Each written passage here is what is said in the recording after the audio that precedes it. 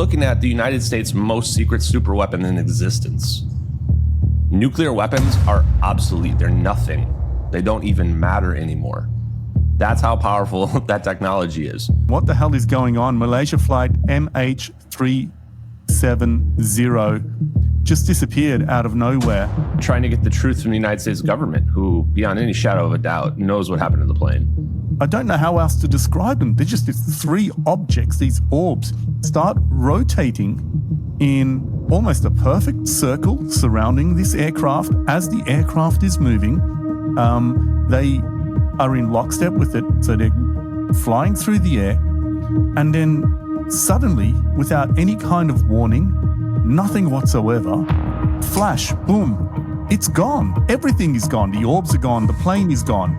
And you think, okay, we live in a digital era. If that's legitimate, then that sort of, it compels you to be more curious about everything else, right? So let me be clear here. The fact that you don't know that and nobody out there knows that is intentional. You're not supposed to understand the flight path of what happened with this plane. That was the idea. And this should be the first clue that there's clearly a cover-up going on. It's not how things play out if things are being transparent. If a plane disappears and you're being transparent, all the information is known immediately about the exact moment they lost contact with the plane, the exact moment the plane was lost from radar, aka crashed wherever it crashed. None of that information was publicly available when the plane disappeared. They wanted you to be confused. They wanted you to not know what was going on. I'm going to tell you what really happened. Ashton Forbes, welcome, man. It's so good to have you here. Thanks for having me, Archie. Yeah, man. I'm really looking forward to this discussion because I've seen bits and pieces here and there, but I couldn't think of anybody else to invite to actually give us the rundown on what the hell is going on. Malaysia Flight MH370 just disappeared out of nowhere. First of all, before we start, can you just tell people a little bit about yourself and how you got into this, and then we'll dive headfirst into the story. Yeah, I'm a normal person, nobody special, just an average Joe. Got involved in this because, like many other people, I saw the MH370 videos emerge in August of 2023. And I remember seeing one of those videos 10 years ago after the plane disappeared. And I didn't think of anything of it back then. But when I saw the videos again and realized there was a second video, when people started investigating them and found some pretty incredible details about the videos, that's when I decided to kind of jump into action. And it felt like it was a possible once-in-a-lifetime opportunity to solve a missing plane and, you know, get disclosure for whatever the technology is that we see in the videos. So I've spent the last 1.5 to 2 years of my life after my normal job every day, understanding this, the mystery of the missing plane, understanding the science and physics that's on display, and trying to get the truth from the United States government, who, beyond any shadow of a doubt, knows what happened to the plane. You're absolutely convinced of that, and we'll go through that in a second. So what we're talking about is, was it in 2013, a Malaysia Flight MH370 just disappeared? And the explanations that we were given were really not really satisfactory. They didn't satisfy any level of just passing curiosity about what happened. And then subsequently, there was a whole effort to kind of lead people astray off the track. And then people like you started taking an interest. How do we set the scene for everybody listening and watching at home? Where do we start? What's so special about this flight? And what actually happened? Like, we need to understand, to start this story, what happened and how. Well, I think the big thing to remember going back 10 years is the day the plane disappeared. So it was technically March 7th or March 8th, the evening of March 7th, 2014. And the plane disappears 40 minutes after it takes off.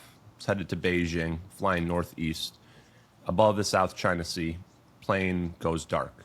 Now, we didn't know that at the time because the day the plane disappeared, we were told contradictory information. Oh, we lost contact with the plane at 1730. Oh, no, we lost contact with the plane at 1840 UTC. The time actually matters a lot because the time we lost contact with the plane dictates where the plane was when we lost contact with it. So when you say, I just want to clarify, when you say goes dark, what does that mean? It lost. Exactly. So let me be clear here. The fact that you don't know that and nobody out there knows that is intentional. You're not supposed to understand the flight path of what happened with this plane. That was the idea. And this should be the first clue that there's clearly a cover-up going on. This is not how things play out if things are being transparent. If a plane disappears and you're being transparent, all the information is known immediately about the exact moment they lost contact with the plane, the exact moment the plane was lost from radar, aka crashed wherever it crashed. None of that information was publicly available when the plane disappeared. So if you're confused and people out there are confused, that is intentional. They wanted you to be confused. They wanted you to not know what was going on. I'm going to tell you what really happened. At 1840 UTC on March 8th, the plane disappeared out of the sky. Not lost from radar, disappeared out of the sky at 1840 UTC. If you go back and look at March 8th, the first reporting, you're going to find that they said Subang Air Traffic Control lost contact with the plane at 1840 UTC. Why is this important? This is over 2 hours after the plane disappeared. And yet, they claim to have lost contact with the plane 40 minutes after the plane disappeared. Why is there an hour and 20-minute discrepancy? Why? The answer is because they didn't lose contact with the plane. The plane went dark 40 minutes into the flight. That doesn't mean they lost contact. They just went dark. The plane went dark 40 minutes in and turned around. These are facts. Somebody manually turned the plane around 40 minutes in after the plane went dark. They did not lose contact with the plane at that point. They still knew exactly where the plane was for the next hour and 20 minutes. They knew where the plane was and where it was flying, and it was flying directly over Malaysia. Turned around, flying over Malaysia, headed to the nearest airport to land a Boeing 777. Now, when I present the information like that, what does that sound like to you? Does that sound like a hijacking scenario? No, it's not a hijacking scenario. It sounds like an emergency event. Sounds like the plane's trying to land somewhere. Sounds like they know what's going on and they're trying to help this plane land. So then why, an hour and 20 minutes after they lose contact with the plane, supposedly, but the plane goes dark, why is there this huge gap between the time that they claim they actually lost the plane disappeared, and the time the plane supposedly had some sort of emergency event? Well, that's the story I'm here to tell you. And that story is one of a fire event that broke out when the plane went dark. And that plane is trying to go land. Now, this event is supported by real witnesses. Contrary to every other story you'll hear about MH370, the story I'm telling you is the only one supported by real people that saw the plane. Mike McKay saw the plane when it initially started on fire, the moment it went dark. And then a bunch of witnesses saw it 10 minutes later flying low because the pilot was trying to give people oxygen to be able to breathe. The plane did not land at Penang. We don't know exactly why, but we know they tried. How do we know they tried? The co-pilot's cell phone pinged a cell tower. That means that plane must have been very low when it flew over Penang. And then we have Catherine T. She's out in the Nicobar Islands, where they know the plane flew over Penang and then went out into the Malacca Straits, the Andaman Sea, the Nicobar Islands, which is west of Malaysia. And then Catherine T sees a plane, glowing orange, with no navigation lights on it, with dark smoke coming out of the back of it. A surefire sign of a lithium-ion battery fire. Sees the plane, detailed sighting, reports it the moment she lands ashore. And we have all of these witnesses that indicate a fire event. And why was the fire event routinely dismissed without any serious consideration? Because they didn't know where the plane was. If the plane was on fire, it had to have crashed somewhere eventually. So where's the plane? Well, enter the MH370 videos. Now, we were told a story that, oh yeah, the plane went to the Nicobar Islands where Catherine T was, and then it just took a sharp south turn into the South Indian Ocean and flew for 5 hours in the middle of nowhere and then crashed somewhere in the middle of nowhere, and sorry, we're never going to find it. That's the story that we're being fed. The reality is that plane ended in the Nicobar Islands. Well, its first half of its destination ended in the Nicobar Islands because now 2 videos reemerged that have been out there since weeks after the plane disappeared. That show both military videos. One is whammy footage from Argus IR, which is a wide area surveillance system, and the other is a drone video from either an MQ-1C Gray Eagle or an MQ-9 Reaper. Both videos show the plane on fire, MH370, with smoke billowing out of the back of it from the air conditioning exhaust ports underneath, flying low, circling, and what we see is 3 orbs of plasma of energy circle around it, converge on the plane, and the plane disappears. So as much as I don't want to believe that there's orbs of plasma that can disappear civilian airliners, we're looking at a military operation by the United States government that they conducted on a burning Boeing 777, and they're the ones who have to be responsible for it because they're the ones filming. The last thing I will say is people say, oh, these are these crazy military videos. Who was recording them? Well, what do you mean, who was recording them? There's only one answer possible. The United States military is running an operation. That's why they're recording. Everything fits into place. People want it to not make sense. It just makes too much sense. Of course they disappeared the plane. Of course they covered it up. That's the thing that makes sense when you look at how everything played out. I've got about 30 questions just from that 5-minute rundown. I mean, honestly, there's just so much from why the discrepancy between what they're telling us about, the plane going dark and whatever happened after that to the footage that we've, I'm sure a lot of people have seen it, and I'll get my producer in touch so that we can show the audience at home when we edit what we're exactly talking about here. It's just the most extraordinary footage that I have ever seen, because you say that there are 3 orbs of plasma, as you put it, but we don't really know what they are. You have a theory on what they are, and we'll go into that in a second. But what you see is basically footage of this airplane just flying, and then out of nowhere, 3, I don't know how else to describe them. They're just these 3 objects, these orbs, start rotating in almost a perfect circle surrounding this aircraft as the aircraft is moving. They are in lockstep with it, so they're flying through the air, and then suddenly, without any kind of warning, nothing whatsoever, flash, boom, it's gone. Everything is gone. The orbs are gone. The plane is gone. And you think, okay, we live in a digital era. Right? I mean, this is a fairly natural conclusion, right? We live in a digital era. It looks fantastic. Maybe it is some kind of fantasy that somebody has concocted, and this footage is not even real. So, that's the first step, right? Okay, we've got a flight. It goes missing. Let's just keep it simple, right? There's a whole bunch of stuff in between. There's a flight. It goes missing. Footage emerges. Plane disappears in a flash. What the hell? Plane never found 11 years later either, right? Yeah. That's the big thing. I didn't want to believe that stuff's real. At first thought was somebody somehow edited out the plane. It looks like it's just not there anymore. Like and you so said. before we even formulate a theory on what exactly happened, the most compelling piece is the 2 videos that we see, right? How do we know that that is legitimate, that what we're seeing in those videos, they're legitimate? Because if that's legitimate, then that sort of, it compels you to be more curious about everything else, right? Whereas if it's not, you go, well, we still don't know what happened, really. Did it really disappear? Did it just crash, maybe? And that's the most plausible explanation, right? But when we see those videos and then there's a disappearance, everything just flashes red that we need to look more into this. So let's dive into the authenticity and the veracity of those videos, and before we proceed any further, because that really, it gives the whole story credibility about further investigation, in my mind. Oh, absolutely. And totally, I understand it as well. And so there is this aspect, though, of if for the videos to be fake, there has to be a story for the videos to be fake too.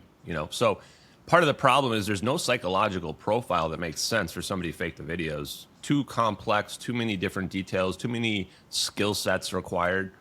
You can't. It's not just visual effects skills you need. You actually need to understand the physics. We're looking at real physics, as we've come to realize. Although at a glance, the first time you look at it, it doesn't look like it can be real. And then the plane as well. Like I said, how could a hoaxer know that they would never find the plane? Why did somebody make a video of a plane being portaled away and then somehow they knew, like, we were never going to find the bulk of the plane even 11 years later. You know, so that's important to keep in mind, in the back of your mind. Now, it's not proof the videos are authentic, but it's strong evidence. The other thing is I found the leaker of the videos. So I didn't really think that would be possible several years ago. But from watching the videos enough times, and you guys can do this as well, you'll realize that you can build a psychological profile for the person that leaked the videos. They have to be a U.S. military personnel. Okay, break that down for us. How do you arrive at that conclusion? Yeah. You can tell from they have to have access to the footage. Both of these videos are classified videos. These are not things that they're just sitting on some hard drive or some system somewhere. These are from an air-gapped system. So in order just to have access, you have to be high-ranking enough.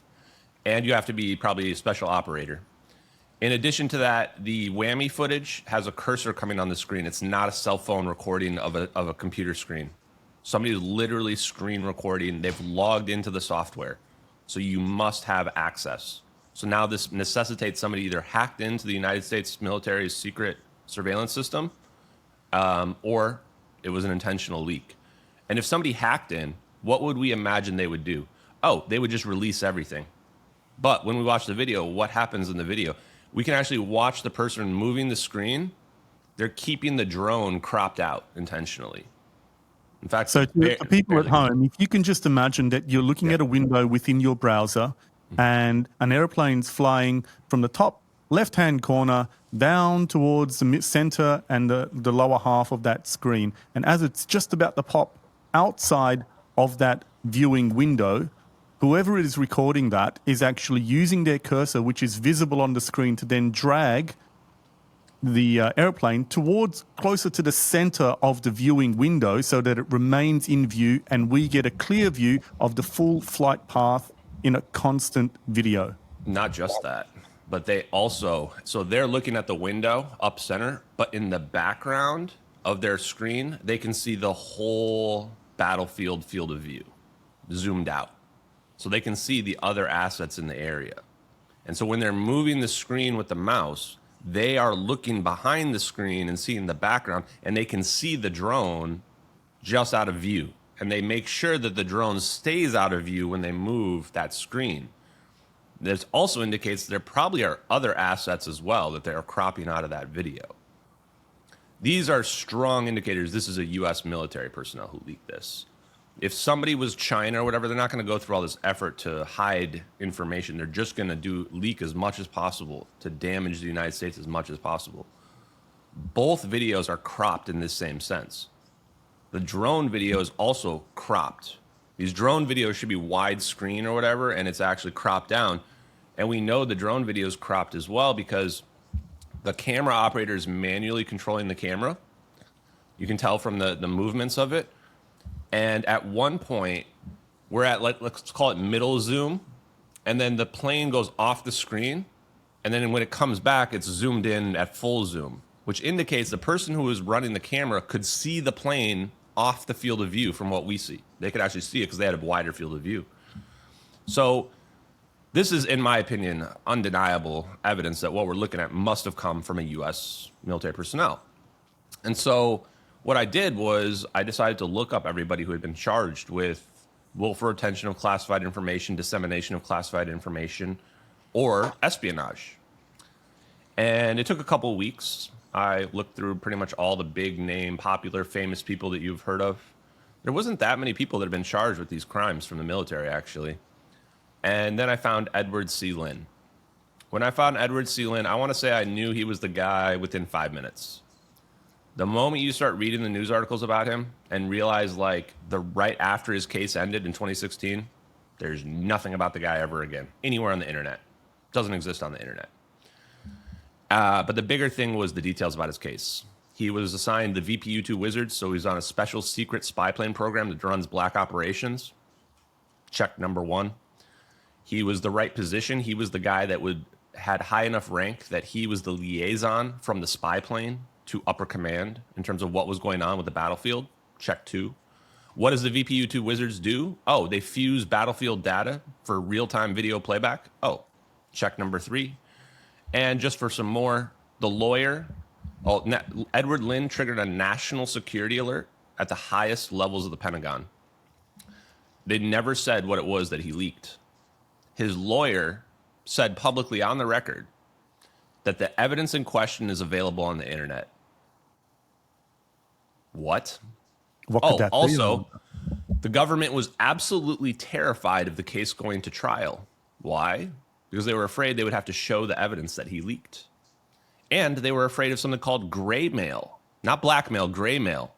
Gray mail is when somebody has sensitive information and they use it to leverage the government to not overcharge them, because they just say that they'll just yell out the secret information during the middle of the trial so that everybody just hears it. Also, the government was terrified of Edward C. Lynn talking to the media. So they put him in pretrial detainment for 365 days, for a full year before his trial. He was not allowed to live his normal life. And they refused to show what it was that was so scary about him, that why he had to be locked up. The stuff they used as evidence for why he was such a threat was just mundane emails. They never actually showed the evidence of what it was that he was so scared about. And because they couldn't let it go to trial, they forced him into a plea deal. They basically psychologically manipulated him into convincing himself that what he did was wrong. And so they signed him into a plea deal. You think, okay, they dropped the espionage charges. You get a plea deal for dissemination of classified information. It's going to be a slap on the wrist, right? I mean, give him a couple months, whatever. 9 years. He got 9 years for dissemination of classified information. I can't. Why is that excessive? Why is that excessive? It's so grossly disproportionate. Just look at other charges. People get several months or a year. In his appeal, he even appealed this specifically. And in the appeal, they rejected it. Said, no, what he did was so bad, so terrible, that they had to come down hard on him. They even had to have military people testify in the appeal as to why what he did was so bad. Because if you look at those videos, you don't know what the hell you're talking about. What are we looking at? Well, the answer is you're looking at the United States' most secret super weapon in existence. Nuclear weapons are obsolete. They're nothing. They don't even matter anymore. That's how powerful that technology is. Of course, they're going to put the guy in prison for leaking it. And I don't think he intentionally leaked it. Or if he did, he wasn't thinking it was going to play out like this. I think he showed somebody, or he had the file on a computer he shouldn't have had it on, and it got taken, and somebody put it on the internet. And the reason why I think that is, if you look at the aftermath of the Lynn case, he's out now. After I started naming him, he legally changed his name instead of suing me or contacting me. And he's acting like nothing happened. He's out there starting a new company, changed his name, and he's even promoting old pictures of himself working for the Navy. I'm like, wait, didn't you go to prison for like treason or like leaking super sensitive? How are you pretending like none of that ever happened? And the answer is because he flipped. He's on their side. He's protecting it. He's hiding the information. And that's the only reason why you could act normal about this, is that you didn't try to leak that. Like, you weren't trying to damage national security. They arrest you. They come down hard on you. And you're like, dude, I don't know. I just showed somebody this. I know I shouldn't have done that, but I didn't put it on the internet for everybody to find. And then they say, okay, well, you're still responsible, so we're going to put you in prison. And that's what happened. If you didn't mean to leak that, how would you speculate that the footage became available? If you read about his case and kind of read between the lines, he had Taiwanese contacts. In fact, he was probably a spy for us against China. So he may have been an operator. He had a pre-existing relationship with the NCIS and the FBI. And you have to ask yourself, why does he have a pre-existing relationship with them?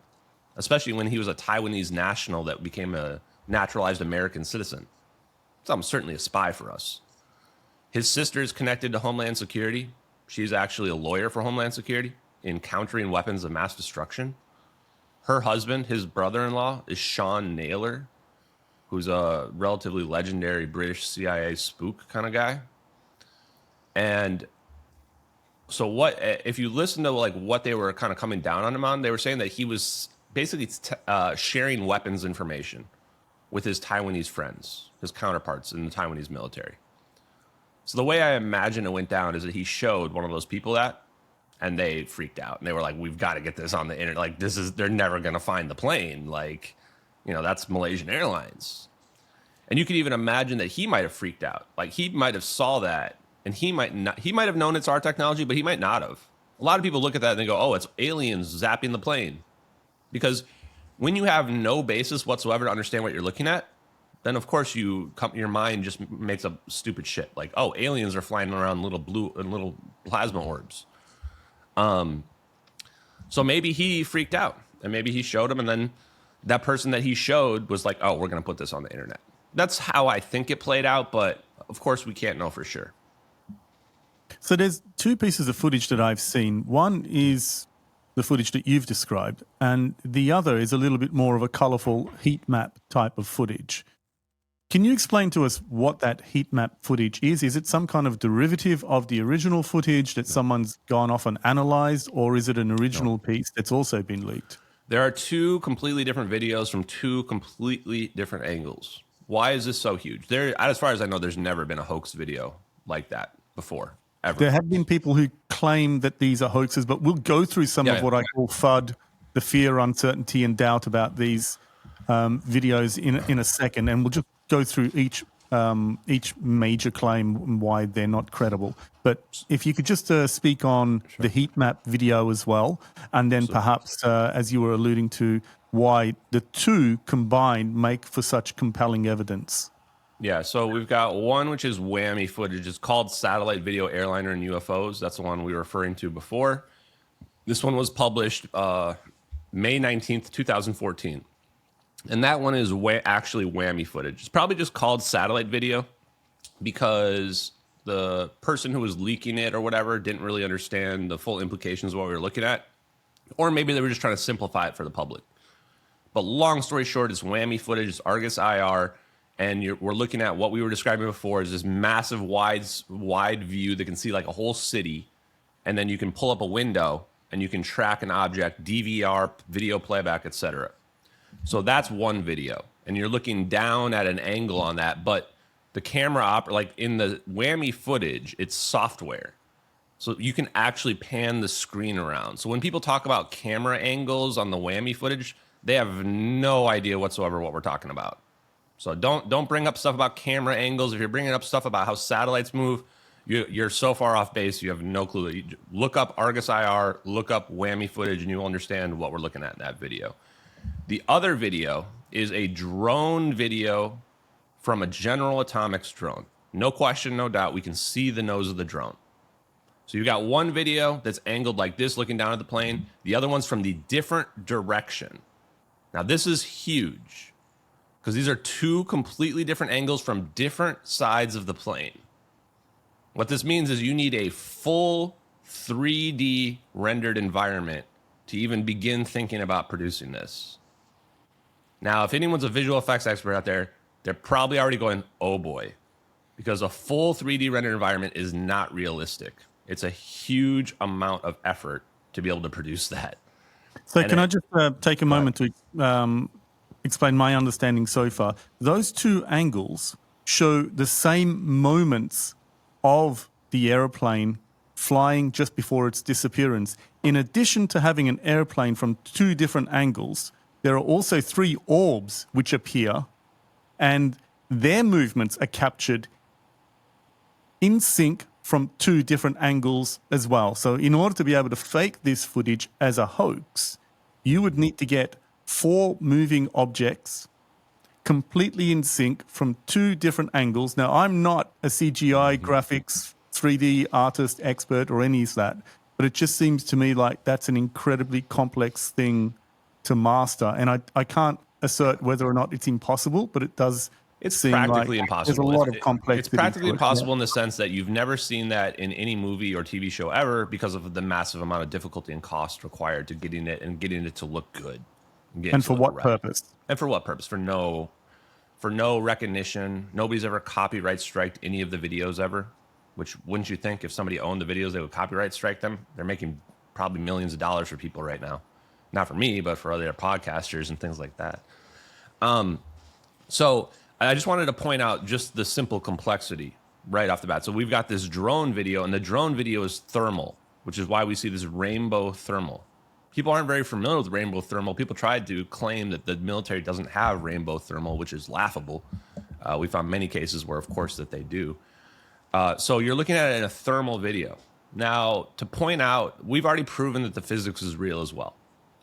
And I will explain that in perspective of the videos.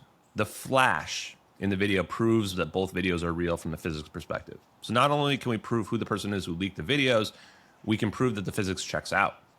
In a negative energy event, what we would need for a warp drive or a wormhole, what would be expected is that you are lowering the ground state of your hydrogen atom. So we say this is the ground state of an atom. Hydrogen atom is the simplest one.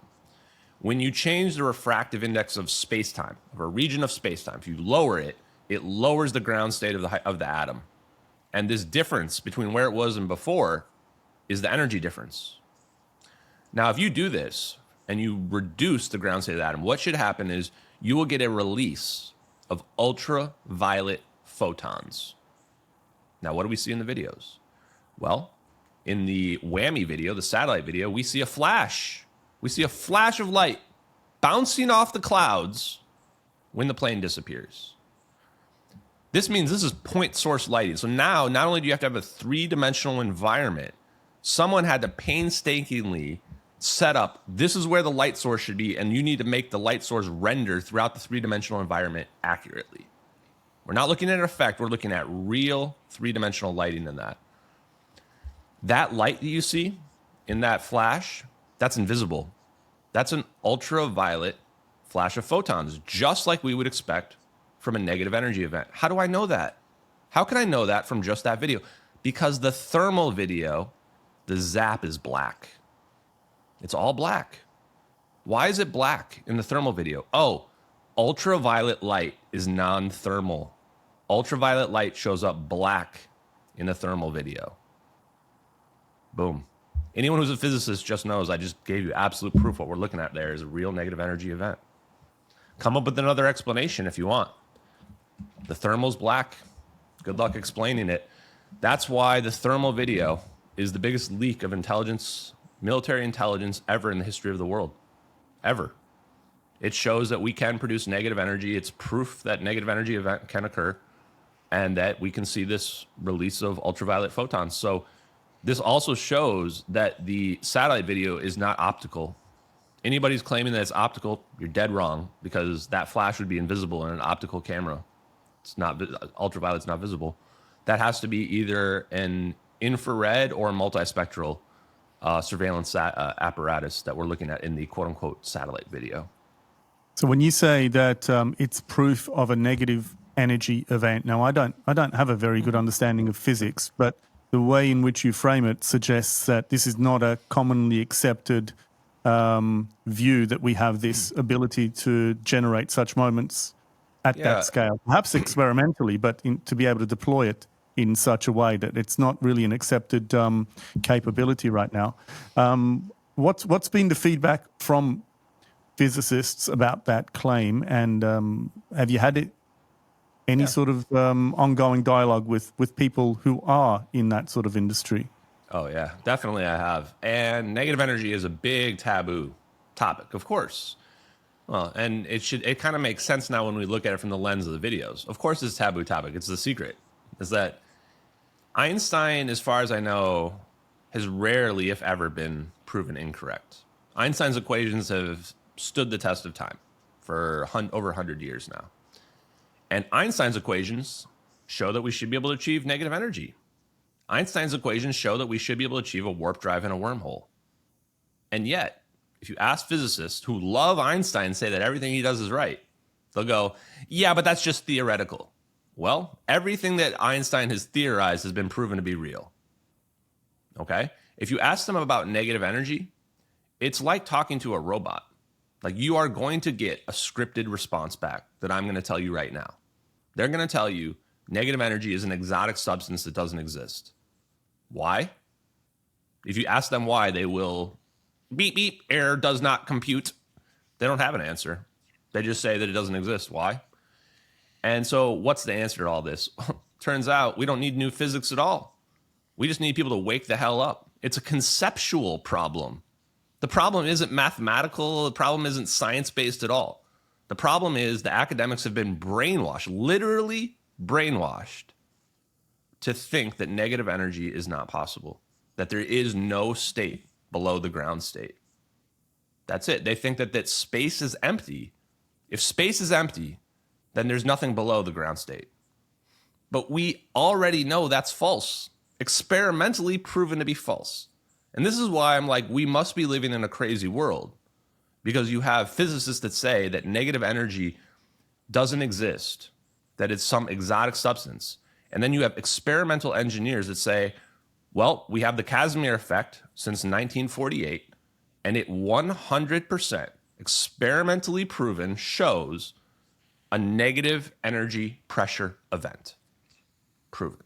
Just put two plates together, they come together, that's negative energy. That's a negative energy pressure. So we know it exists. It's no question. It's been proven to exist. The problem is physicists just simply will not accept it. They will not accept the experimental proof.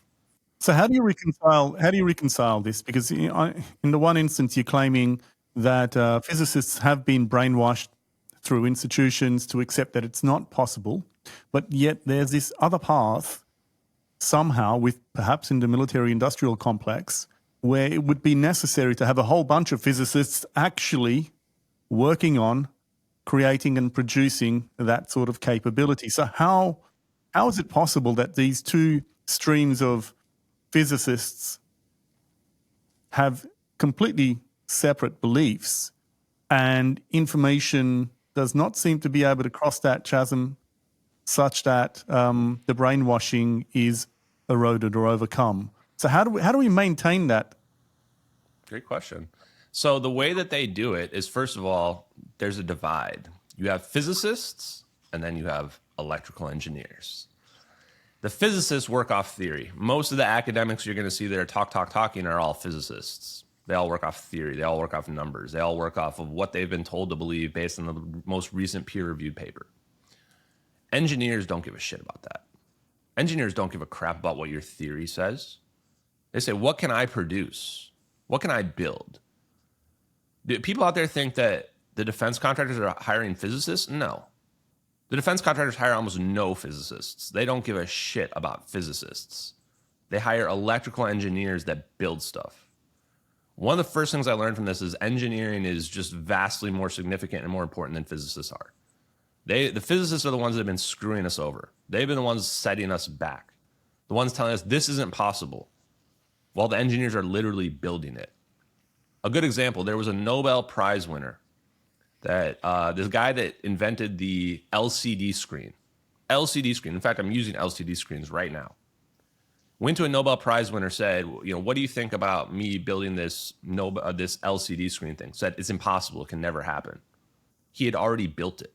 He had already built it for like a private company, and it was proprietary. And he couldn't even tell the Nobel Prize winner that was telling him it's not possible that he's already built it.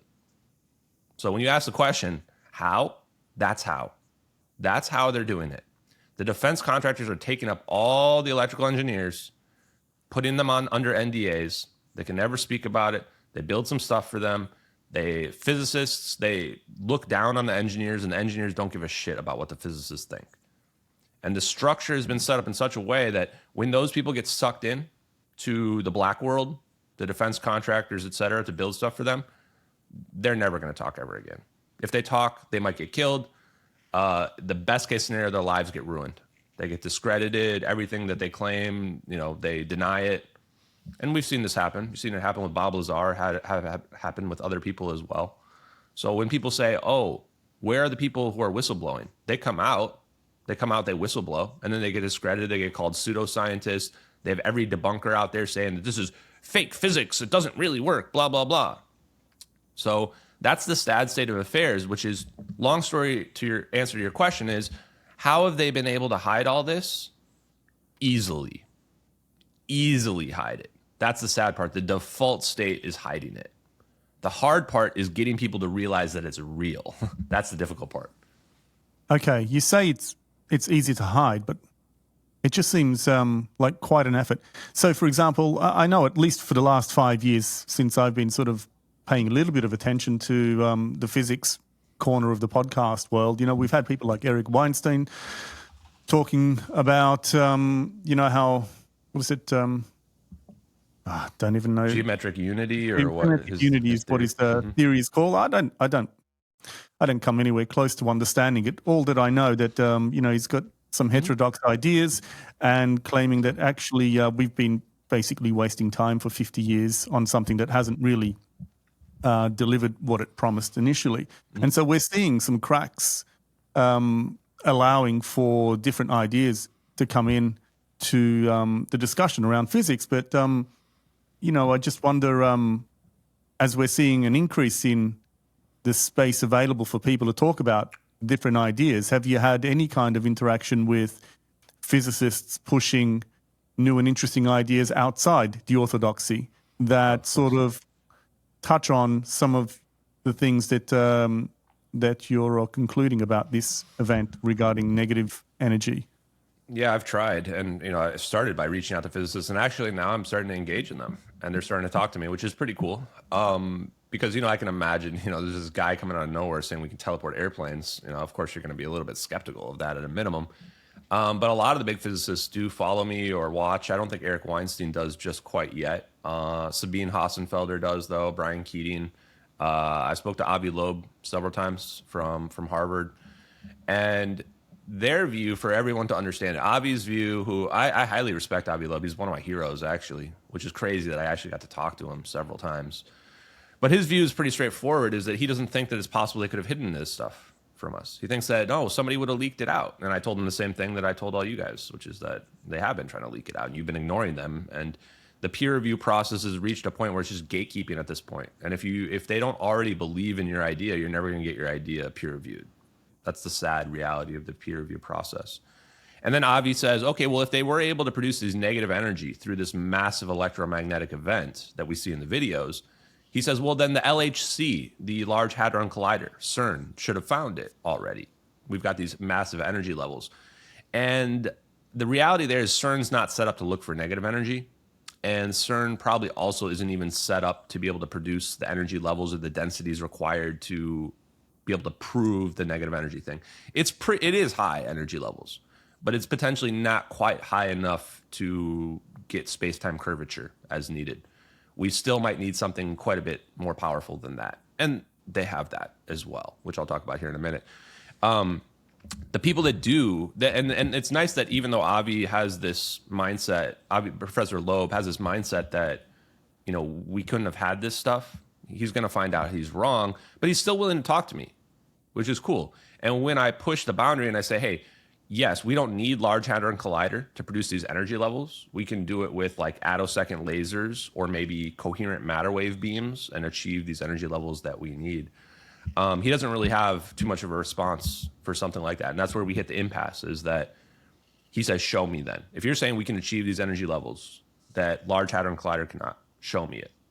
And that's a reasonable ask, but then you go back to the defense contractors aren't going to show you their super secret, laser technology or what have you. So some physicists are interested in it. And then, you have people like Salvatore Pais, who's got those UFO patents that were really popular. I've spoken to him several times. He went so far as to say that I asked him what his thoughts were the first time he saw the videos before I ever talked to him. And he says he knew what was going to happen in the videos. And that, to me, that was mind-blowing, because just like you, the first time I saw those videos, I had no idea what was going to happen. I was like, the plane's just gone? But Sal knew, which would indicate that he understands that technology, and it makes sense. If you look at his patents, magnetically confined fusion reaction patent, high-frequency gravitational wave generator, high-energy electromagnetic field generator, piezoelectric high-temperature induced superconductivity. You look at these patents, you're like, oh, wait, this is adds up to a plasma ball that can just float around and defy gravity as well. So there are several people that have been saying that it's legit, including Stephen Greer recently, just a few weeks ago. He did his own podcast. I've never spoken to Stephen Greer. I spoke to him one time on a space, but he said that his science advisor said that that's a real Einstein-Rosen bridge. Real Einstein, that's a wormhole. So there are people saying that. And there's been other anecdotes out there where people have been asked about the videos, like Lou Elizondo was asked, and he said that some of his people say that they're real, some of the people say that they're not. Sean Cahill was asked, and Sean Cahill's response was very odd. He said if those videos are fake, somebody's been reading the DIRDs, the Defense Intelligence Reference Documents, which is a series of 38 scientific papers that were commissioned by the Defense Intelligence Agency in like 2010 that are like all about science in terms of like where science is going to be in 2050, like 25 years beyond now. And one of those scientific papers is about wormholes, and another one's about warp drives. So there's been a lot of people that, let's say, they don't want to publicly tie their names to their opinions, but behind the scenes, they're happy to say, yeah, that's legit. Looking for a secure, trusted way to buy, sell, and hold Bitcoin? Gemini has been leading the way since 2014. Founded by the Winklevoss twins to be a security-first, fully regulated Bitcoin platform. With Gemini, your Bitcoin is protected with enterprise-grade security, backed by insurance and Type 2 certifications for SOC 1 and SOC 2. Whether you're new to Bitcoin or a long-time hodler, Gemini gives you the tools to stack sats and build generational wealth your way. From simple one-tap buys to advanced charts and trading features, it's all here. Buy, sell, and hold securely. That's Gemini. Gemini. Bitcoin with confidence. Need cash without selling your Bitcoin? With DeBiFi, you borrow against your Bitcoin, non-custodial, multi-sig escrow, and you keep your keys. No banks, no selling. Just institutional grade liquidity with terms up to 2 years and APRs as low as 9%. All transactions are signed using private keys on your own device. Using a 3 of 4 multi-sig setup, 3 out of 4 keys must approve every transaction, giving you control, transparency, and peace of mind. Whether you're a hodler, miner, small business, or treasury team, DeBiFi gives you the cash you need now without giving up your Bitcoin upside or triggering a taxable event. Get liquidity, keep exposure, and stay secure. That's DeBiFi. DeBiFi, your Bitcoin, your money. I mean, these things have been discussed in sort of fantasy novels for, more than 50, 60 years, perhaps even longer than that. So it's not unusual for people to fantasize about the possibilities of bending space-time, wormholes, and there has been a lot of experimentation among sort of these garage scientists as well. But what would put a stop to something advancing beyond someone's garage, for example? Yeah, because you're saying you've been alluding to the fact that actually engineers who've been working independently have been saying that this is possible. We can experiment and create the reality of these theories, but that just hasn't been taken up by the establishment, the physics establishment. It happens from time to time. And your point about predictive programming is another good accurate one, which is that the reason why we see a lot of this stuff in our media is because it's real and it's been suppressed. And so it's kind of dripping out through our media. And that's a way where you don't have classifications. You can just say that it's fiction. Basically, everything you saw on Star Trek is real, except for their visualization of a wormhole. A wormhole's not going to look like a giant snake in the sky. But other than that, everything in Star Trek's probably legit. And then as for it, leaking out, what was I going to say? There's been a lot of people that have kind of either come out and said that they have this kind of technology, this technology exists. For example, my friend Dave Rossi is a defense contractor, and he created a gravitational wave in his garage. And he says, the story goes that they have gravitational wave detectors. And so they saw when he did that, and they came and visited him. And next thing, when you say they, who would have visited? Are you able to sort of give us some details about? I guess affiliates with the government. My guess is maybe he got a visit by Hal Puthoff or Eric Davis as well. Maybe people in suits. Now, there's been other garage engineers who've had like FBI and people in suits come knock on their door. The question is, are they doing stuff that's gravity related, or are they doing stuff like more like fusion and nuclear related? But my point being, the government has gravitational wave detectors that can pick up even very small gravitational ripples. So potentially, even if you're doing garage experiments, they're going to be able to detect it and be able to find you, and then probably come knock on your door. And there's less people doing it than what you would imagine, because we've been brainwashed to thinking it's not possible. And then Dave, he came on Tim Pool with me. The episode's not available anymore because of that tenant scandal, but January 5th, 2024, I had Dave Rossi come on Tim Pool with me, and he's a defense contractor. He just said on Tim Pool, I've been in private laboratories where I've seen an object teleport from one location to the next. Simple as that. So, you know, you can believe him or you can not believe him, but he's really a defense contractor that I know for a fact that works on some of these black projects. And it's crazy, you know, people just ignored that. He said that straight up on Tim Pool, probably to hundreds of thousands, not millions of people. No response. And he's not the only person that said stuff like that. Danny Sheehan is a lawyer for some of these UFO people, and he's told stories that, you know, his some of his clients, one of them also saw a Coke can teleport from one room to the other. So there has been this idea of, like, you know, teleportation. People have been talking about it in the engineering circles. It just hasn't gotten serious consideration because it seems impossible from our human perspective of where we're at right now.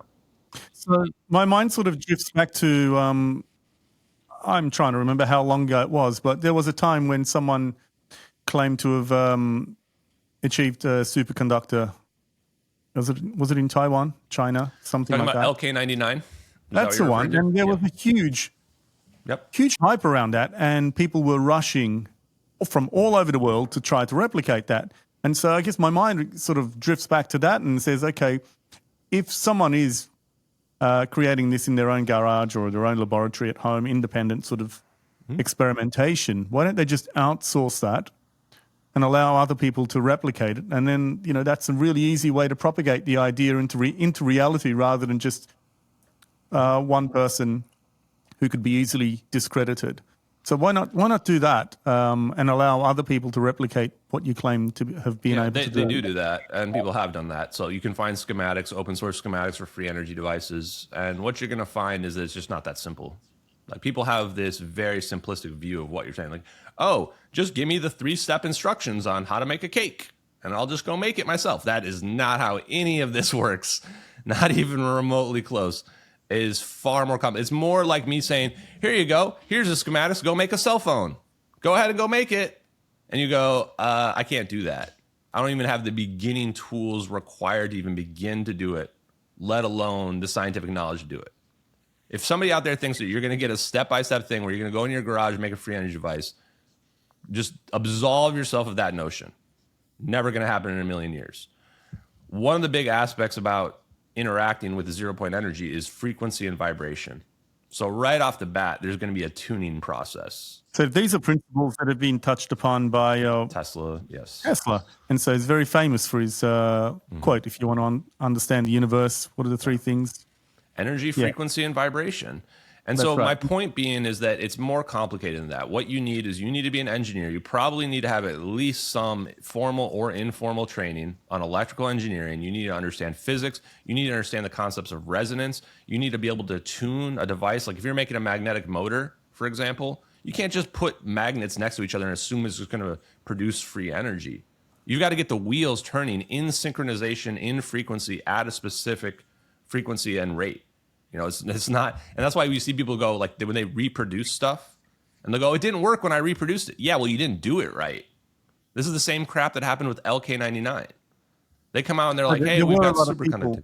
Yeah, there were a lot of people when they tried to replicate that experiment, claimed that actually it doesn't replicate. And so is it that it hasn't been replicated by anybody anywhere?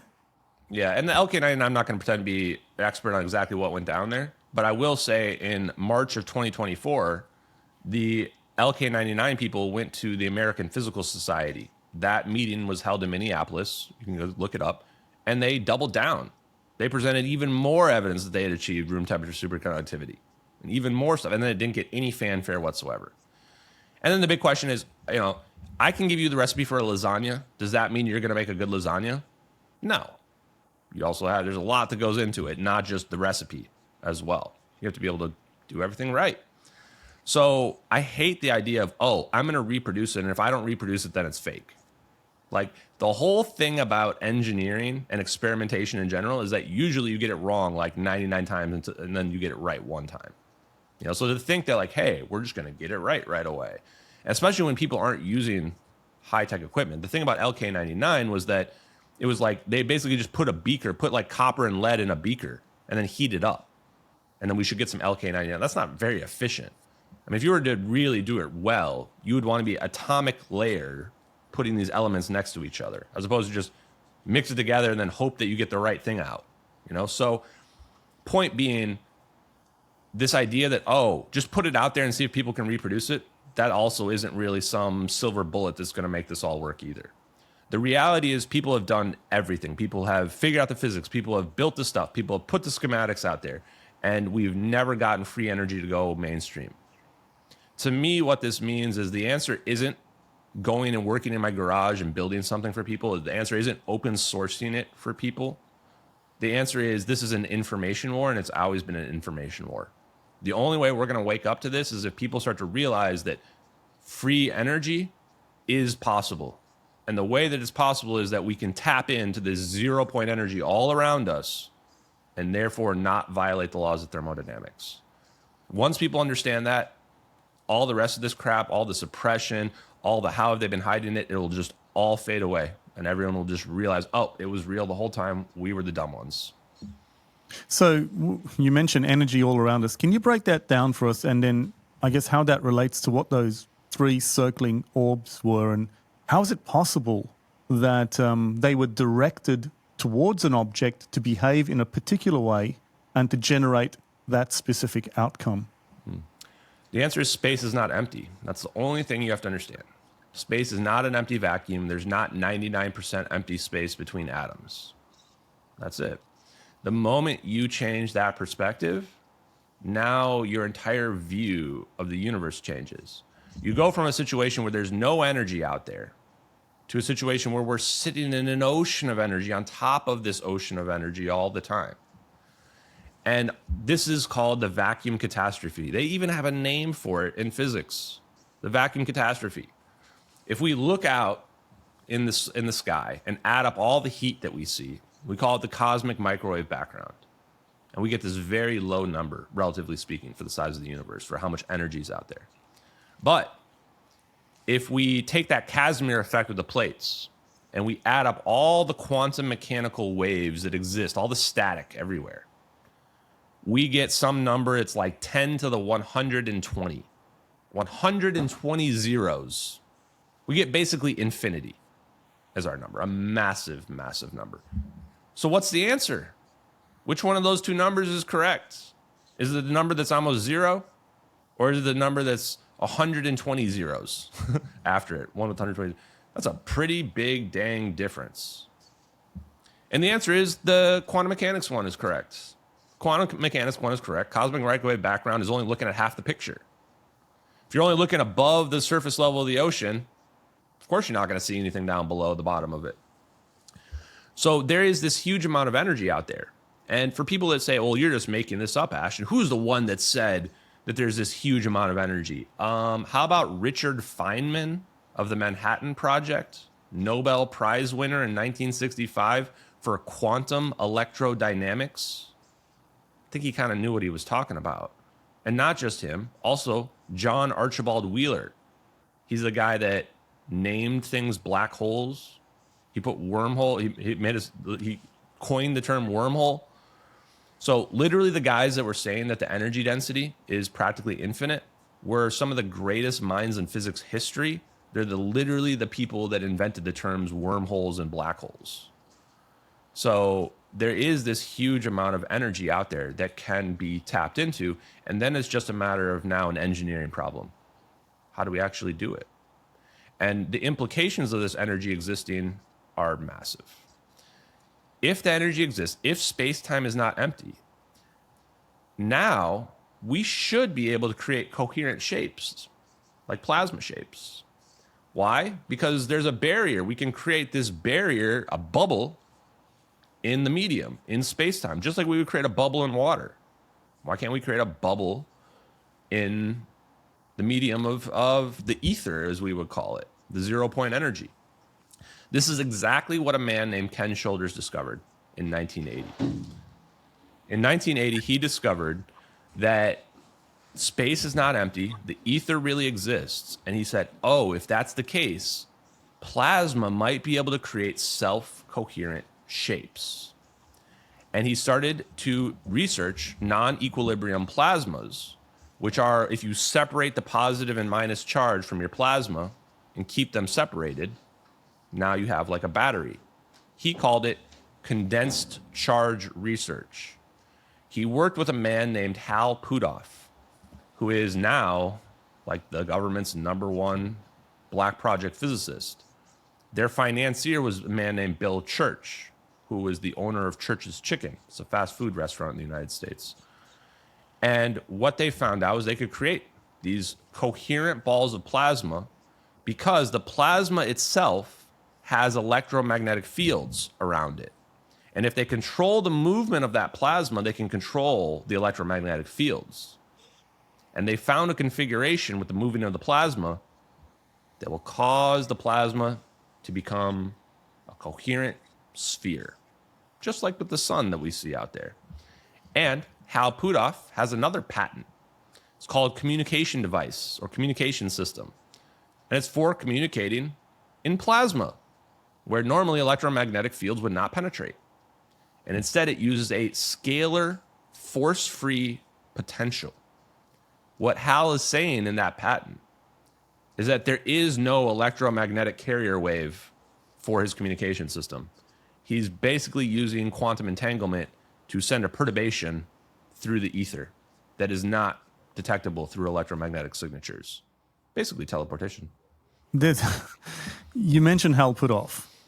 That's a name that I know through remote viewing. I did not know that he's a physicist working for the government as well. Oh, you didn't know he's the #1 world's leading expert on 0-point energy? So after the 1970s, he was working at SRI on remote viewing. And actually, he was asked in a podcast recently, when did he first learn about 0-point energy? And they edited out the answer. And I went, who did? Which podcast?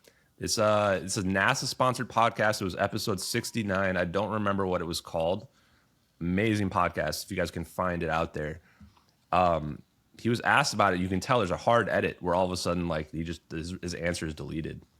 That podcast is absolutely incredible because he also speaks to this idea that plasma could be the secret to tapping into 0-point energy.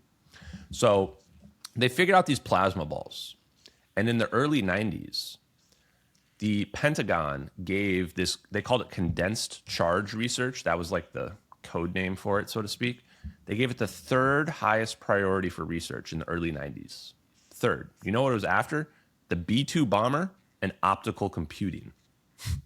That was a pretty damn high priority. The next year, it got upgraded to the 2nd highest priority. So Ken Shoulders figured out these plasma balls. Hal Puthoff switched from being remote viewing to, in 1987, wrote his first paper about 0-point energy, the ground state of the hydrogen atom. Well, I was just saying that the hydrogen atom's ground state might be able to be lowered. And that goes against conventional physics. But Hal Puthoff's first scientific paper, the ground state of the hydrogen atom, it argues that the hydrogen atom is constantly exchanging energy with the 0-point energy field and radiating that energy out to our reality. And if that's the case, then that opens the door to what I just described. If there's a connection between the 0-point energy and any atom, maybe all atoms, then maybe we can pull some of that 0-point energy out of the atom, and then the atom will suck it back up again. That's the idea of 0-point energy. It's like a trampoline. So the best analogy is a trampoline. You say, I'm on a trampoline, I'm going to bounce on my trampoline, it's going to shoot me in the sky, and then once I'm in the sky, the trampoline is going to go back to normal again. This is the exact same concept as 0-point energy. Tap into the 0-point energy, move to another region, 0-point energy will go back to normal again. This is what the physicists have messed up. We are not at the bottom. We're not the bottom of a lake or the ocean. We're at the top of it, And if we tap into it, what happens? The water fills in and closes the gap again. That's exactly how the 0 point energy works as well. And that is unlimited energy. That is free energy. Tap into it, goes back to normal. Repeat the process. I've seen Hal Puthoff on at least one podcast speaking quite openly and freely about new material sciences gained from essentially UFOs. Yeah. Why would he be speaking so freely about something like that, but not 0 point energy? Oh, he speaks freely about 0 point energy as well, but he does stop himself at the line of national security. I mean, this is national security. When you're talking about these plasmas, what we're talking about fusion, cold fusion. They've cracked fusion, and they cracked it not doing it the way that we're seeing publicly with these metal donuts. They figured out how to do it like the way that nature does it, like an actual coherent ball of plasma. The moment you have the ability to make a coherent ball of plasma that's just floating around in the sky, you've cracked fusion. Because now you can force things to come together. They use something called Z-pinch. You create your plasma, and then you cause the magnetic fields to have it come together. And that will cause the ions to fuse and create fusion. So that's why he pushes back on that. In fact, I would go so far as to say that 0 point energy and fusion in general is the national security issue about why they don't tell us the whole truth about UFOs. That's the energy source. They have an unlimited energy source, and we've figured it out, and we obviously can't tell anybody else about that. So Hal Puthoff, in my opinion, is the final boss. He's probably the number one guy in the know with respect to this technology. And he's publicly stated he was asked that he's going to go to his grave. He's not going to, have a deathbed confession or whatever it is. And then in terms of where the technology comes from, like, did we naturally figure it out? Like, did Tesla figure it out, or did we get it from aliens, or did we dig something up? I don't know, but I guarantee you Hal Puthoff knows the answer to that. There's no question that this guy has seen something. By the way, I've read all his scientific papers on 0 point energy. No question he's seen it. You don't write all these papers, like 20 papers on 0 point energy back to back to back to back to back, unless you've seen it with your own eyes and you know it works, and you're like, he's not speaking hypothetically. If anything, he's actually doing the opposite in his papers, where he holds stuff back, where it's like he's saying as much as he's allowed to say publicly. And this is the weird line that I learned, is that you're allowed to explain the theories of the science. The part they don't let you do is the engineering. Like, you can't say what frequency is it that will let you tap into the 0 point energy if you use this material or whatever. That's the part where, okay, well, now you've just given like really the way to build stuff to our enemies. So it's a tricky situation. It's a tricky situation where you can say some stuff, but you can't say that much. And to me, I don't know where the hell the line is. So I just say everything I learn. I understand the national security imperative, but I guess my mind goes to the fact that, the United States has made energy security almost its number one priority in the world, and they're chasing these ancient hydrocarbons all around the world and wasting trillions of dollars securing those and sending its young men and women to die for that. And so my mind also sort of goes to, isn't there also a commercial imperative to tap into 0 point energy? And why wouldn't the United States just tap into that, reindustrialize on the basis of near free energy, and dominate the next century on that basis? More like next 1,000 years. And I think that's exactly what they should do. And that's exactly what I want them to do. I even was saying that last night. That's exactly what they should do. Why don't they do it? Because it's going to collapse the whole world economy. I mean, just from a marketing standpoint, 0 point energy is going to obsolete about 50% of industries overnight. Their net future prospects are going to go to zero, right? So what is the futures market going to look like for oil companies? Anybody that's in any energy thing right now that's not doing fusion basically becomes obsolete. So there is a huge amount of just turmoil, whether or not you think it's good or bad, just turmoil that will happen in the economy if we were to break this out. And that's just ignoring the danger aspects of this and like what happens if the wrong person gets this. So it is a lot more complicated than just, hey, this seems good, we should do it. And they've realized that. The other aspect of it that I was going to say is you know, okay, rolling it out, they are going to roll it out, but they're not going to do it in the way that we would want it, which is just, here's the science, go do it. Instead, and you know what, I'm going all in on this now, I've decided. Sabine Hossenfelder just did a video about fusion, and she pointed out something that is extremely suspicious. 3 different fusion companies all posted their schematics for their stellarator design, which is like a crinkly donut, all at the same time. Why do they do that? And they're all planning on building one of these. Come up with these designs independently of each other, and they all just happen to look the same. Is that what you're saying? And they're all releasing them all within days or weeks of one another. And they're all planning on building these all at the same time too. And if I look at it into one of the investors of one of these big 3 fusion companies, it's Bill Gates as well. And I'm going, I know what's going on here. They are showing that information publicly. Why? They're private companies. Why are they giving away their design? Because they have something much better. Much better. I can see the writing on the wall, this bullshit. They are going to give us a gimped version of fusion that is slightly more better than like fossil fuels, maybe even slightly better than solar. And they're going to move us towards that, but it's not going to be what we can really do, which is make a literal ball of plasma that can float freely and produce unlimited energy. Instead, they're going to get, we could only figure out this stellarator design, and we'll make better fusion reactors in the future, but let's start with this one. And by the way, it's going to be $100 billion for that. All right, so we're going to give me $100 billion for this janky old version of fusion that's probably from the 70s. They figured out way back then. And they've got something that's 50 to 100 years more advanced, which is just a coherent ball of plasma they can extract energy from at will. That's what they're about to do to us. So to answer your question, why don't they just release it? Because everything is a lie, including our entire economy and our entire technological growth structure. They've got this all planned out. Like, okay, 2030 is when we're going to tell them that fusion exists. 2035, we'll put up the first janky fusion reactor.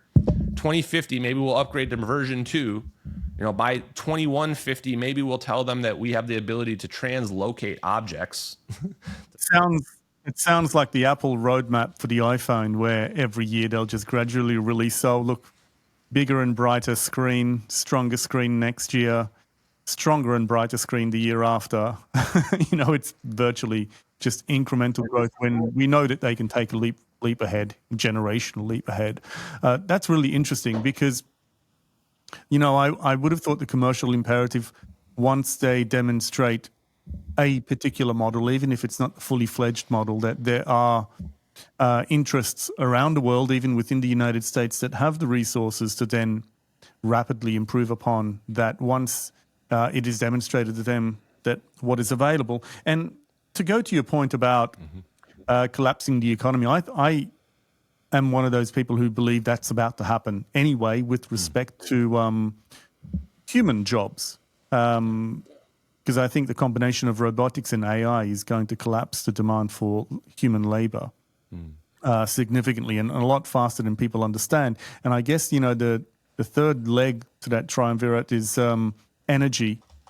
But I think energy is a limiting factor right now, whereas I think AI and robotics will be an enabling factor when they're released. So when we get free energy, I just think there's a whole bunch of things that will be possible that currently are not possible.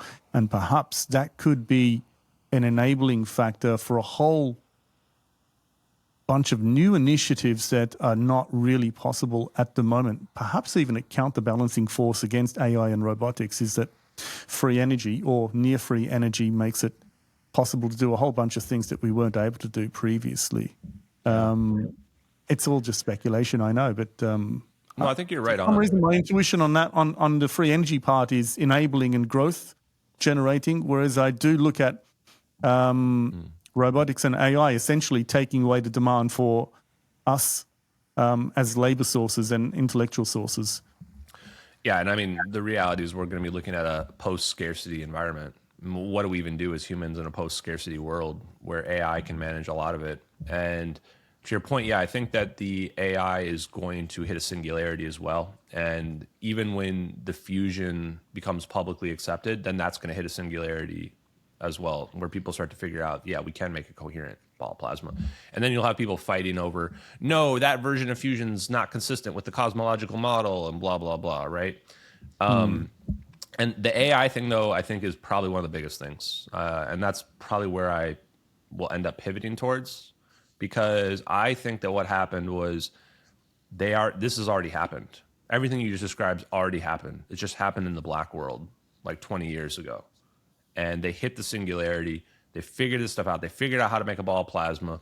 Immediately after that, they figured out how to teleport stuff. Because like it seems like a pretty big jump to go from a ball of plasma to now you're teleporting things. Like spinning, and those things are spinning around the plane in a perfect equilateral triangle. Like okay, so I want to ask you about that. Yeah. Because that's something we haven't touched upon, right? And now I'm going to say, assuming everything you said is true, right? Because, you know, there's a lot of inferences that you're making based on the investigations that you've done. How are they directing it to a specific defined purpose, like, hey, go and make that airplane in the sky disappear? You know, that seems like such an advanced and very precise mission. How are they doing that? Just quantum computers and AI is the simple answer, and use a tracking system. So the first orb is definitely trying to lock into the plane. You can tell from the whammy video where the orb like spins around the side of the plane one rotation, and then it starts to circle the plane. You can tell that it's locking into the plane. In fact, the first orb flies past the plane and then comes back. The second and third orbs, they lock into orientation like instantly. What kind of intelligence within these structures can direct that, though? I think it's just it's just a AI program. The AI program is locked. The AI is managing the satellite feed. I don't know if people realize this, but the AI is using the whammy footage, and they've got little boxes around everything that's moving, and they can track those. So, for example, when you go get in your car later today, if I had the whammy footage capability, I don't know if you're in London or what have you, but I could track everywhere you went today from later tonight, and I could figure out reverse engineer everywhere you flew around. And all I would have to do is this. I would just say, hey, AI, tell me where Archie went today. And then it's just going to pull everything up. Like that's the level where we're at right now. So with respect to like the videos and the orbs, those orbs are definitely being driven by AI. There's no people or even aliens that are moving these orbs around in perfect orientation, perfect triangle formation, in a perfect sphere around the plane. That's not aliens, that's not humans. It's just AI managing that. And the easiest part, the hardest part to explain is the how does it lock in, like the actual like finding the plane and then getting around it. Probably uses some sort of resonance, like everything is a wave according to Tesla.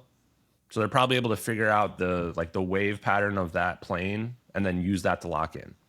Now, I that's speculative, of course, widely speculative, but I do know how they're locking in the triangle formation. That is just straight up magnet inversion.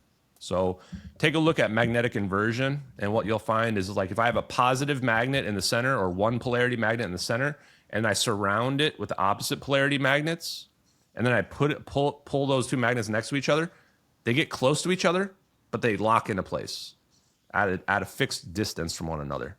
And then if you move one, they move together like that. That's what you're seeing. That's exactly what's happening in the videos. Those orbs are magnets. They are magnet inverters where they have a positive center and a negative shell around them. And if you put two of those together, they lock in. So that's how they're able to lock in. And then the movements and matching the plane, in my opinion, has to be quantum computers and AI. And it's using the exact same type of software that Elon Musk is using to land rockets on, platforms or whatever. So quantum computers and AI, but what is the structure? What gives them reach and control over a ball of energy like an orb, as you described? Like what is something inside that orb? Mm-hmm. Sorry? Yeah, there's something inside the orb. So whatever's inside there, mechanical devices inside the orb, which is creating a standing wave inside the plasma. Standing wave would be like if this is the barriers of the screen here, the wave perfectly fits within the barrier. And any wave that perfectly fits within that is a standing wave. They're able to produce a standing wave within the plasma, move the plasma around with magnetic force to make it be coherent. And then inside is also a communication device, one of Hal Puthoff's quantum communication devices that can communicate through plasma. And that's how you control it. And the reason why you don't put somebody in there is that they're using space and time manipulation to move. They're creating maybe it's a low pressure region in front of them where it's causing them to float into that. And when you manipulate space and time, you're literally manipulating time. So you would not want to have somebody inside of a craft that's manipulating space and time, because they're going to get out of it and they're going to be time dilated. They're going to have, like, imagine jet lag, but like times a million, where you're like, wait, is it tomorrow now? Like, I was just in this craft for like 5 minutes, but it's tomorrow now, So having a person inside of a UFO is just a liability, actually. And that's why I think that they just made plasma balls that are just drones. Wow. I know we're pushing the edges of speculative inference, but how do you think these things are deployed? Like, what are their origins? Is it just from a naval base, or just where do they come from?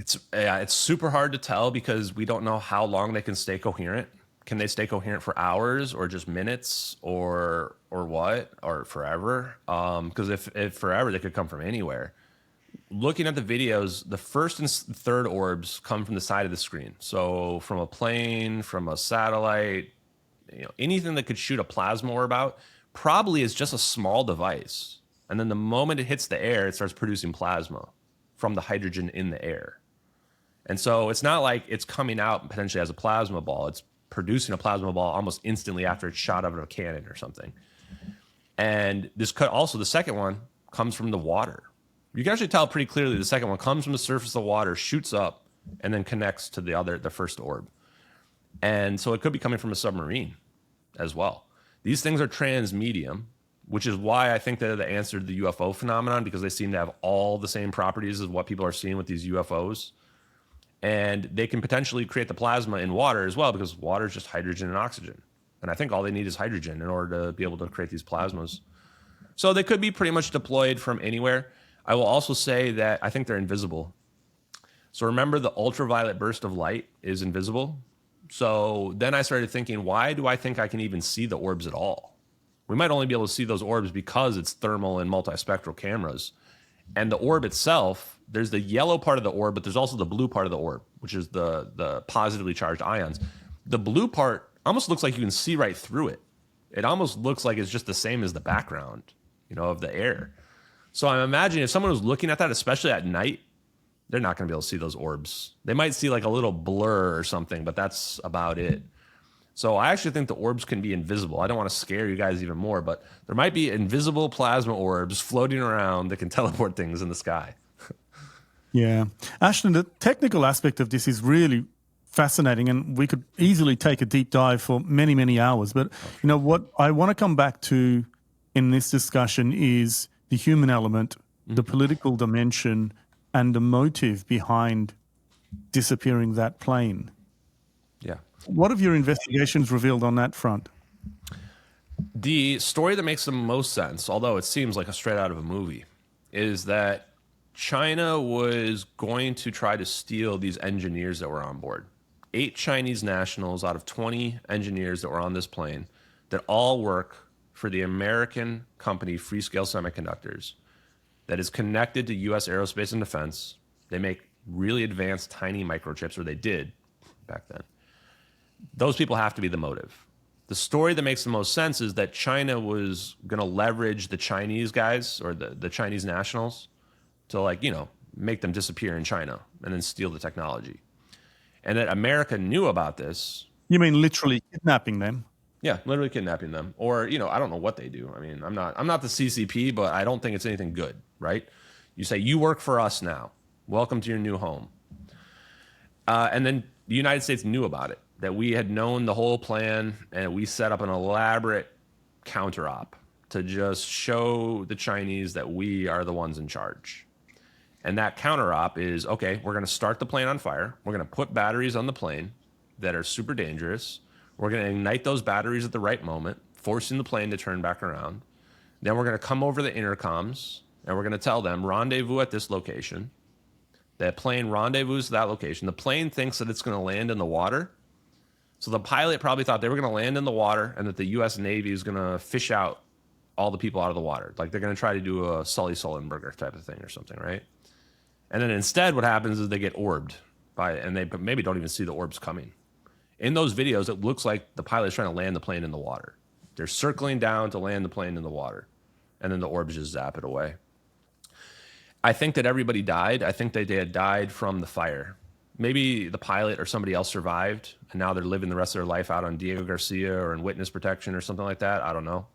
But the fire event is what really I think is the scary part, because lithium-ion battery smoke is extremely deadly, extremely deadly. Like you do not want to be on the airplane where there's a lithium-ion battery fire in the cargo bay, especially if that plane was in the air for an hour. There's not enough oxygen in those masks to last long enough. The only people that could even have survived to the point where we see the zap are people that would have been like on the ground with like cloths over their mouths, you know, like those are the only people I could have imagined could have survived.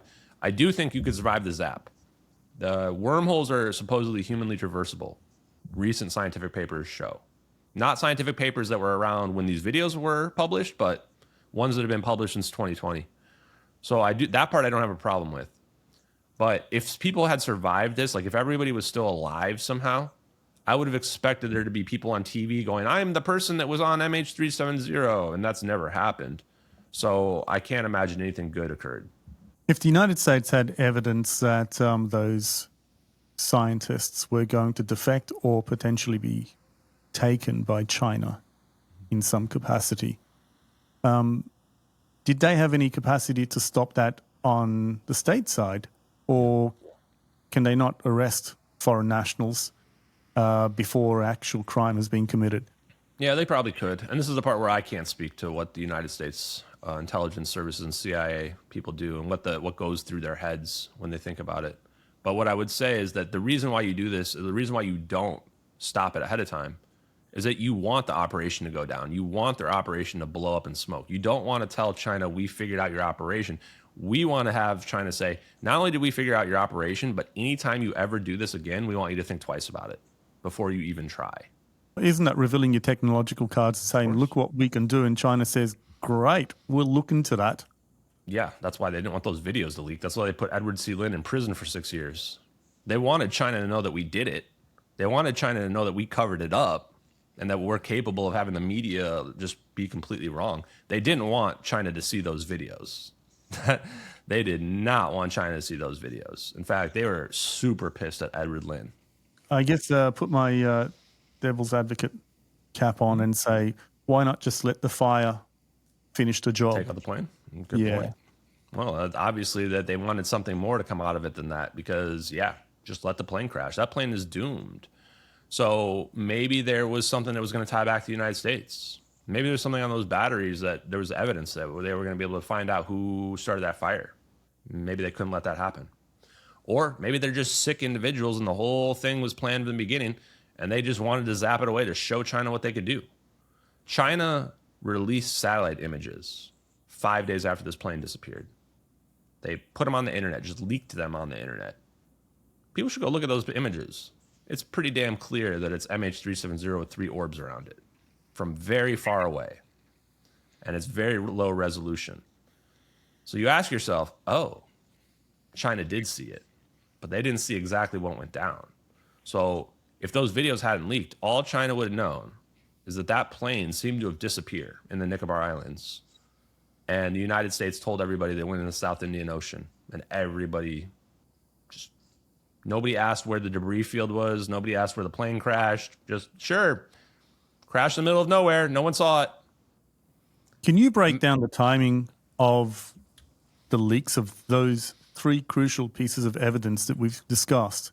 The 2 video footage that we spoke about earlier, and then the Chinese leak as well, and what the significance of that is. Because, and perhaps how they were leaked as well, because I saw an interview of yours explaining how they were leaked online, and that's really fascinating about how it was done. So March 12th, 4 days after the plane disappears, that's when we see these satellite images from China. China had also hacked the Malaysian government the next day, stole information off the plane. This proves China didn't do it. You're not hacking the Malaysian government and leaking satellite videos if you're the ones who did it. That's what the people are trying to figure out what happened.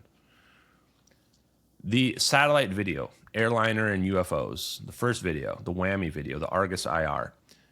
In the description, it says, received March 12th, 2014, source protected. That's 4 days after the plane disappeared. Why did they put source protected in there? Oh, because they actually got it from a real source. It's a real military leak. They actually went and made a Twitter account. So that's when it says it was received. The video was published May 19th. So this is like 10 weeks later. Why the jump, the gap? Did they have to be convinced what they were looking at was real?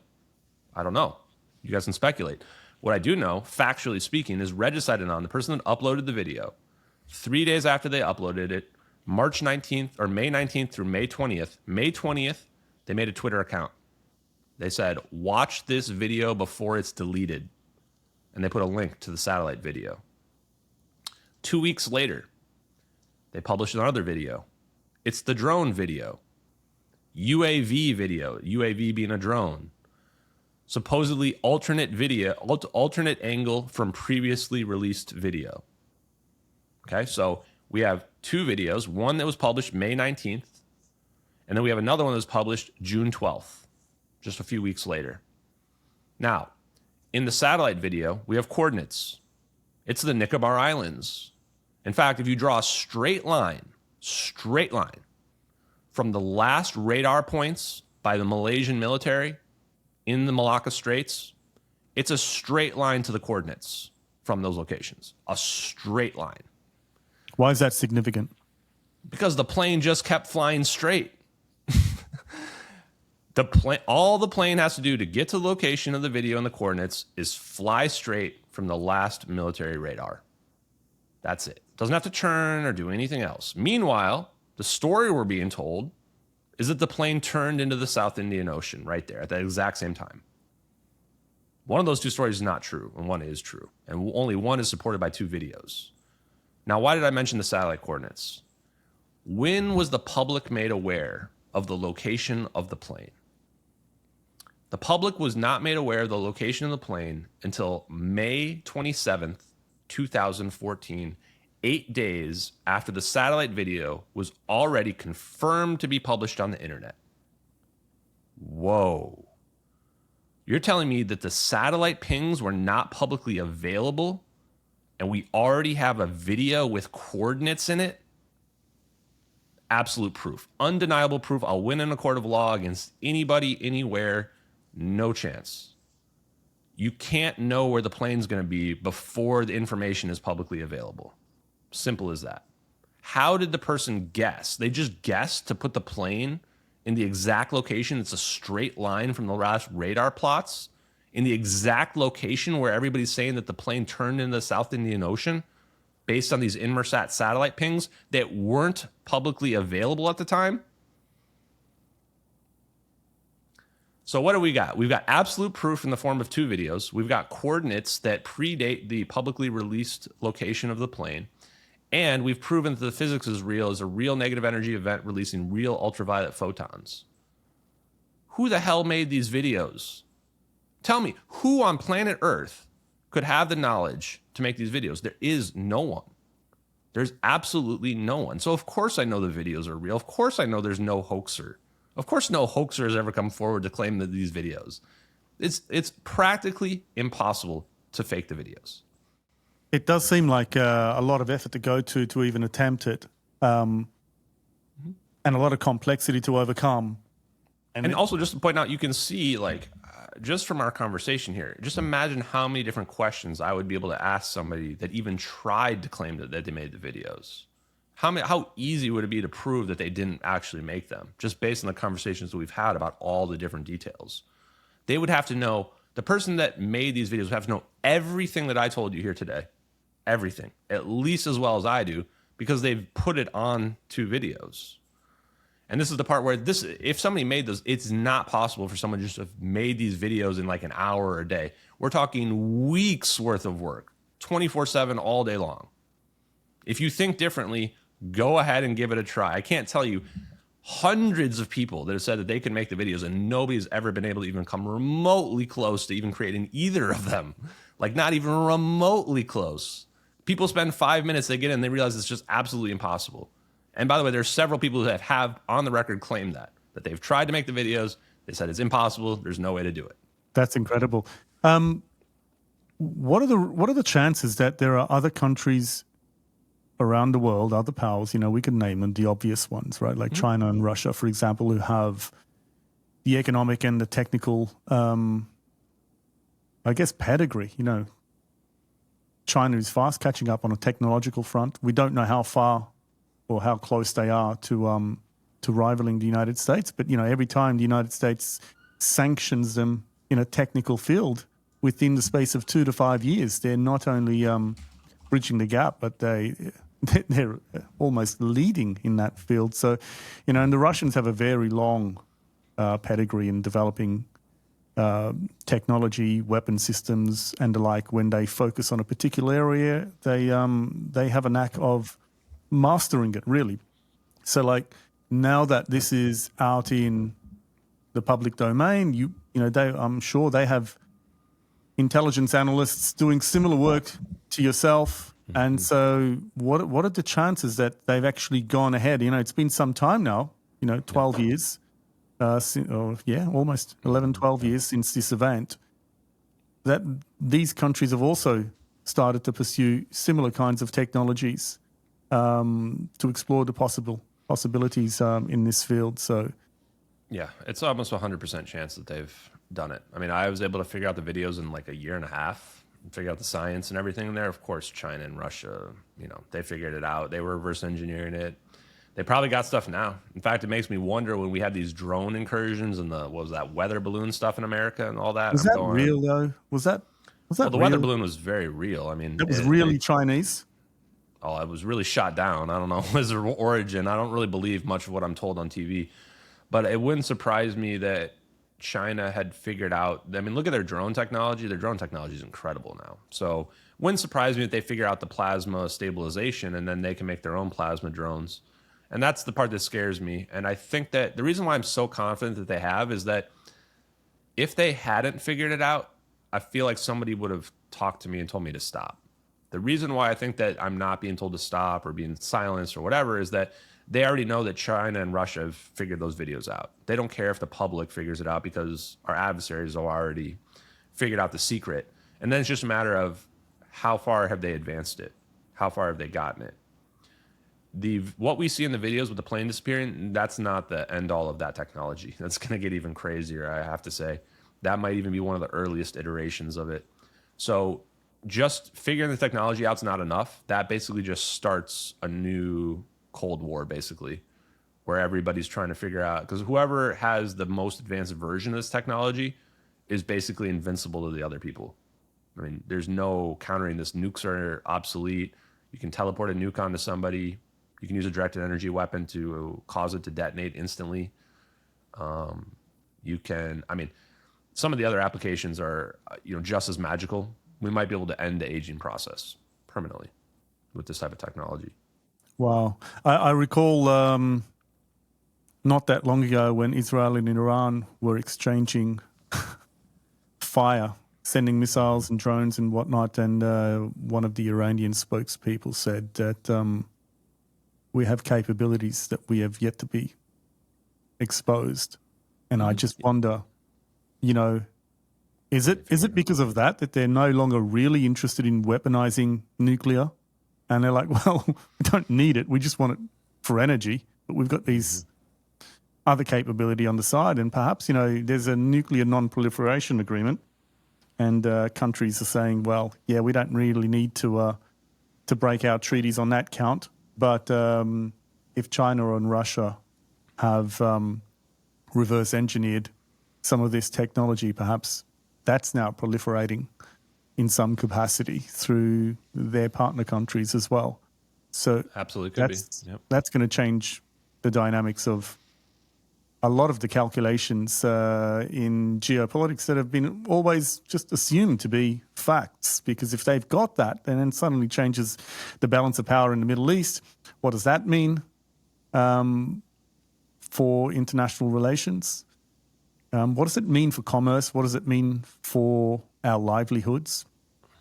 I'm not sure, but they're all fascinating questions that that are thrown up by this event. I want to thank you for coming in and sharing this, because it's one of those things it's really quite easy to dismiss, because it's such a profound event when you look into it, and some of the claims that you're making that, it's out in the public domain for people to challenge.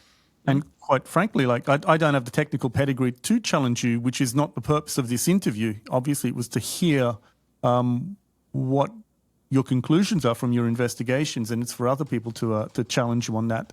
But they haven't really put you off, and I know you're actively seeking people who counter your arguments.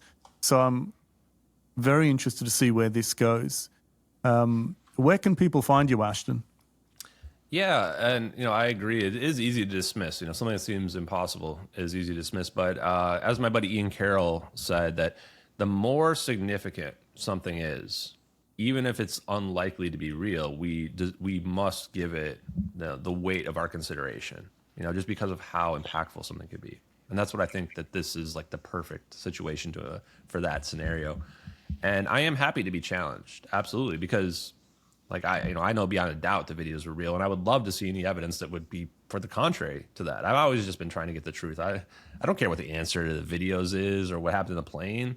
I mean, and if it was for personal gain, I would be famous no matter how the plane gets solved, whether it's portals or at the bottom of the ocean, So I don't care about any of that. And if people want to follow, all I've been trying to do is understand the physics, try to get to a level where I'm like one of the world's top experts on the physics and can explain it. And of course, I've made mistakes on the way. You can't be afraid to stumble if you're somebody who wants to learn and do this kind of stuff. You're never going to be right about everything. So if you want to follow along on social media, I'm at JustXAshton on basically all social media platforms and on YouTube. And if you want to follow along on Rumble, if you prefer Rumble, it's Just Ashton on Rumble. So thank you.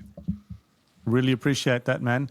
And we'll just have a quick chat about something offline. But I want to thank you once again for coming on. I really appreciate that.